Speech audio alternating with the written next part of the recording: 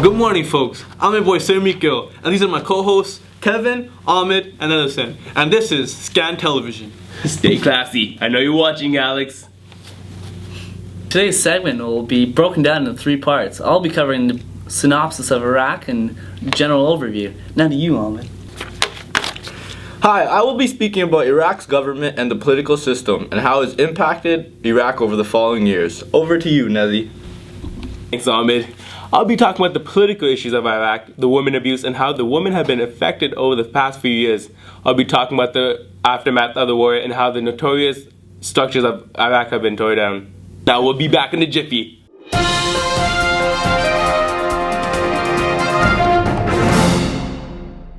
Hey, it's Vince Offa here with my new product called the Sticky. You're gonna clean your home in a quickie when you use your Sticky. Now here's the deal. It's a reusable lint roller and more. For furniture, food particles in the cabinets, debris on the stairs, and even use it in the car. And ladies, you always wanted to stick it to your husband. Now you can. Works on all fabrics, from wool to velvet. Problem with that shedding pussy? Pick up cat hairs from clothes. Or use Sticky on the leftover dog hairs on the sofa. Or even Sticky your pets before they shed. It's made of a special silicone, so with a little water, the dirt comes right off. It's slippery when wet, sticky when dry. Check this out. Stop wasting $100 a year on paper lint rollers. And for those unwanted guests. Hey, Vince! Oh, you're playing with your Sticky. I'm sorry. When you order the Sticky, you get the little Sticky. Great for on the go. Get rid of dandruff for that first date. Or lint for that important business meeting. Use Sticky anytime, any place, and with anyone. Sticky makes you look your best, even for those unforgettable moments. You're gonna like the little Sticky, but you're gonna love the big Sticky. For bigger messes like dust bunnies under the bed, or picking up after the kids. Clean up kitty litter and loose hairs in the bathroom. Great for cobwebs or curtains and other hard-to-reach places. You can do multiple surfaces. You don't have to go from vacuum to broom. A penny stickied is a real penny earned. Hair hides deep in the carpet, but with the special brush attachment, the Sticky grabs the hairs that the vacuum just can't get. You don't want this stuff in your carpet, guys. So you get the Sticky and the little Sticky for $19.95. But if you call now, within the next 20 minutes, because we can't do this all day, you're gonna get the big Sticky absolutely free. Just pay for processing. Comes with a 10-year warranty. That's 3 for $19.95. Here's how to order. Call 1-800-993-0983. That's 1-800-993-0983. Call now and get the big Sticky absolutely free. That's 1-800-993-0983. Call now. Welcome back to Scan Television. Right now we will be heading into our first segment. Over to Kevin. Roger that. Iraq's population is roughly 33 million people. Well, isn't that comparable to Canada's population? Why, yes it is. Well, that's fantastic. Wow, that's great, man. The immature little Iraq is located in the Middle East, as many of you already know. The UN Human Development Index ranking for Iraq is 132nd amongst all countries in the world, quite low compared to the United Kingdom, Canada, and the United States of America. Its life expectancy is 68 years in comparison to UK's 80 years. Its poverty rate is also 23% amongst their whole population, which is quite high for any country. Whoa, that's just insane, man. It's outrageous, that's man. Crazy. Wow. Interesting fact. Iraq is a major exporter of opium, which is in heroin. Don't do drugs, kids.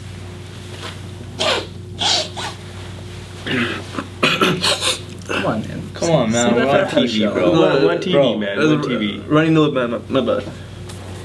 Iraq's HDR, in comparison to other countries, is of middle class, which is moderate around the world and is not the greatest human development rate. Iraq's wealth in comparison to other first world nations is of lower class and is significantly decreasing for their economy. Iraq's GDP is also less compared to the United Kingdom, which is gross domestic product, which also hurts their economy. Poverty headcount is at a national level of 22%, and that is the conclusion of my segment. Now to Surmeets. Well, thanks, Kevin.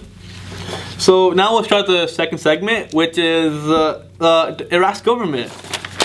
So, first off, does anyone here know what kind of government Iraq has? I do believe it's a democratic system. Hey, whoa, that's great. Oh, yes, it is.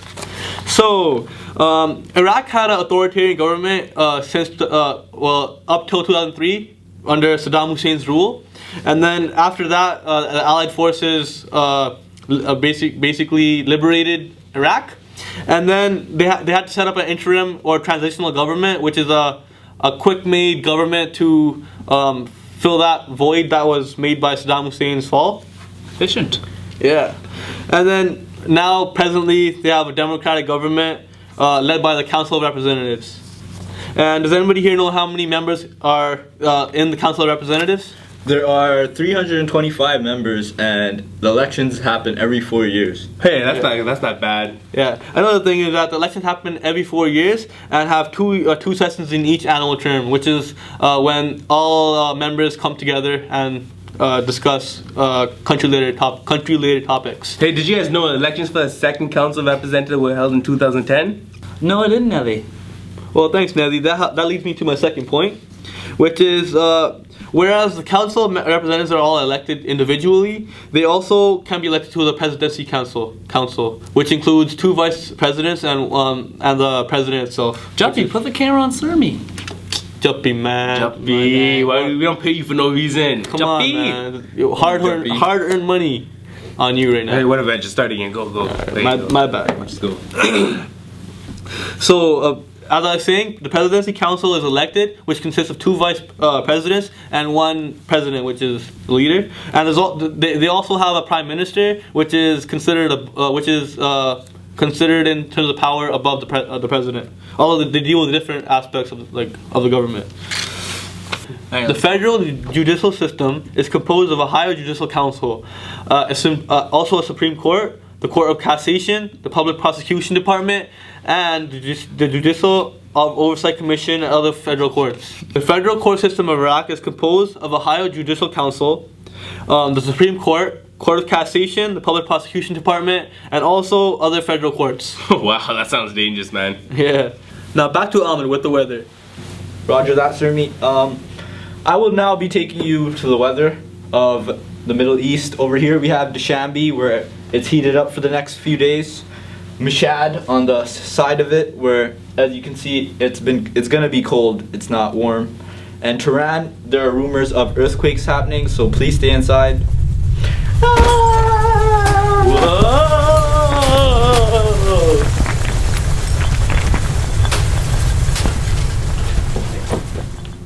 Roger that, Surmeet. Yeah, everything is under control, stabilized. Okay. Yeah, everything's good to go.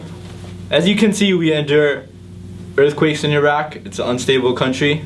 And when we come back, we will be interviewing individuals in Iraq individually. Stay doesn't tuned. like her children outside. A few weeks ago, she left her husband. She's afraid he'll come back and kill her. He'd hit her for years. But last month, after getting angry with their 6-year-old son, he got out a police baton and started beating him. He said to me, "Why are you looking at me?" So he came and put his finger in my eye and wanted to pull it out. I ran out of the room and he kicked the door and got to me with his baton. He beat me hard. When I collapsed and he saw me lying on the floor, he jumped up and down on me and stepped on my head and belly and said, "Die, die." At the hospital, they told her she had a broken rib. She had photos taken of her injuries, but says her husband told her he'd kill her if she went to the police. Now she and her 4 children live with her mother. She never finished school, but at home she gives Humam his lessons. She says he was so affected by the violence, he told her when he was old enough, he'd kill his father for what he'd done to her. In a society where a woman leaving her husband for any reason is considered ground for punishment, Sarah is one of the lucky few who have relatives willing to take them in. This small women's organization has lobbied for years for government-run shelters. But outside of Kurdistan in northern Iraq, there isn't a single one.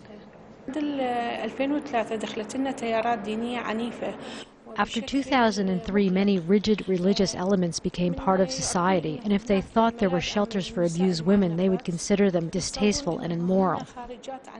The organization can't get a license for a shelter, but it runs a safe house in a secret location for women who would be killed if they returned to their families. Besma was married at 14. When she was kidnapped last year and then freed, her father's tribe said she dishonored the family by being taken by strange men. One of my aunts who lived next door told my father to kill her because she brought shame to the family. You have to kill her. That's why I saved myself and escaped from them. Tayyiba left home when her brother tried to rape her. She worked as an unpaid maid until one of the women she worked for tried to sell her into a relationship with a religious official. I thought he'd help me, but he started to talk about a temporary marriage. I told him I'm a virgin and he said we can solve this. Summer recently received death threats because she's a lesbian. In the life she left behind, she was a professor. Tayyiba dropped out in 4th grade. And here, Summer helps her make up for it. The women are relatively safe here, but they're just a few out of the thousands under threat who can't leave and would have nowhere to go if they could. Jane Araf, Al Jazeera, Baghdad. On today's segment, I'll be talking about women abuse in Iraq. Domestic violence in Iraq is on the rise, and there are few places for abused and vulnerable women to seek refuge. Rights groups have also said domestic violence has been increased since the fall of Saddam Hussein in 2003. After the fall of Saddam Hussein in 2003, it has been leaving many women in danger with nowhere to turn. Few women even have relatives who have been willing to take them in after escaping their abusive husbands. And there are also no government-run shelters for women outside northern Kurdistan in Iraq. Also, according to the Organization for Women's Freedom in Iraq, the organization, which has lobbied government-run shelters for years, cannot get a license for shelter, but runs a safe house and a secret location for women who would be killed if they returned home. Scan Television has interviewed some women who have been hiding in safe houses recently, including a woman whose family threatened to kill her after she was kidnapped by strangers, a woman whose brother tried to rape her, and a former professor because she was a lesbian. While these women have found relative safety with the help of the organization, there are thousands of women who have suffered from this and similar cases. The UN estimates that 1 over 5 women in Iraq suffer from domestic abuse in a society where a woman, even if they leave their husband for any reason, is considered grounds for punishment. One rights group says cases of abuse appear to be on the rise since fall of former Iraqi leader Saddam Hussein nearly 9 years ago. This concludes our topic on women abuse in Iraq. Now we'll be heading on into the aftermath of the war. Thank you.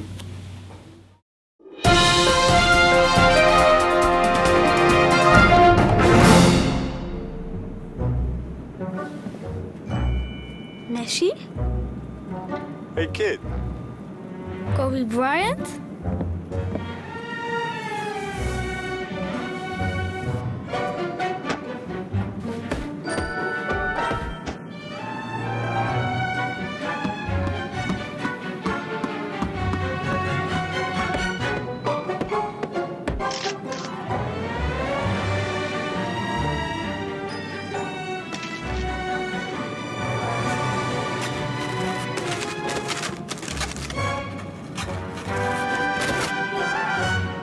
Would you like to have some ice cream, young man?